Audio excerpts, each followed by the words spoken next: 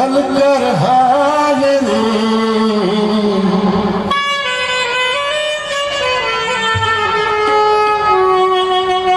छोड़ दी घर में गुमा कबीरदास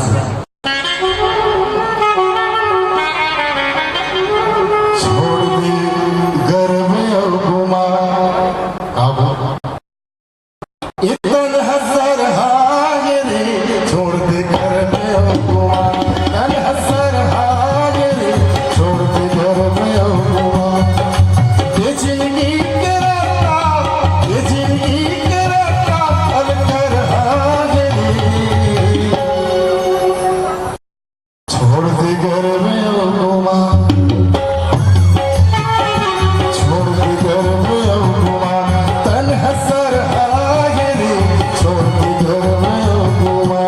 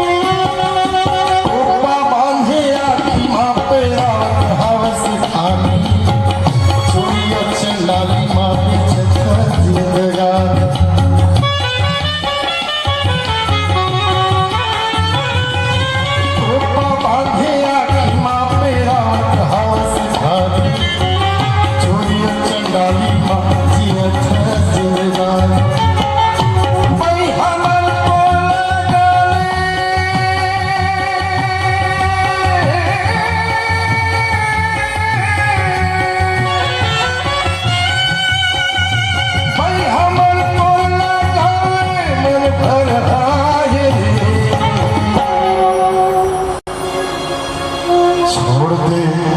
गर्भ गुमा इतन हसर हाजरी छोड़ दे गर्भ गुमा इतन हसर हाजरी छोड़ दे गर्भ गुमा